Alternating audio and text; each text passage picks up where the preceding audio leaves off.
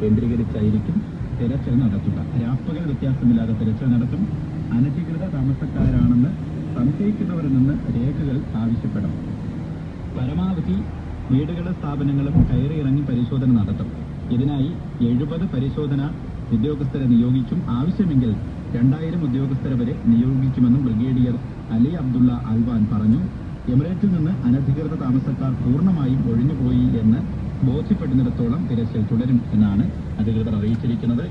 അടുത്ത മാസം 5 മുതലാണ് അജ്മാനിൽ അനധികൃത താമസക്കാർക്കായി തിരച്ചിൽ നടത്തുക.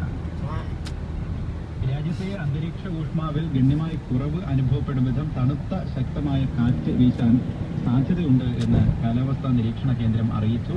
കടലിൽ തിര ശക്തിപ്പെടാനിടയുണ്ട്. കടലിൽ നീന്താൻ ഇറങ്ങുന്നവരും മത്സ്യബന്ധനത്തിന് പോകുന്നവരും ജാഗ്രത പാലിക്കണമെന്ന് UAE കാലാവസ്ഥാ നിരീക്ഷണ കേന്ദ്രം മുന്നറിയിപ്പ് നൽകി. ഉൾപ്രദേശങ്ങളിൽ മണൽക്കാറ്റിന് സാധ്യതയുള്ളതിനാൽ ദൂരക്കാഴ്ച കുറയാനും ഇടയുണ്ട്. അതുകൊണ്ട് വാഹനം ഓടിക്കുന്നവർ പ്രത്യേകം ശ്രദ്ധ പുലർത്തണമെന്നും അധികൃതർ മുന്നറിയിപ്പ് നൽകുന്നു. ഇന്നത്തെ പത്രവിശേഷങ്ങൾ ഇവിടെ പൂർണ്ണമാവുകയാണ്.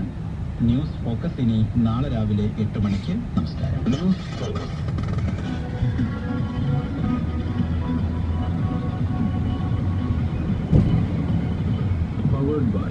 മെഡിക്കൽ സെന്റർ എപ്പോഴും നിങ്ങളോടൊപ്പം ഒരു കുടുംബത്തെ പോലെ. Phone 02-634-3438 in association with Malabar Gold and Diamonds.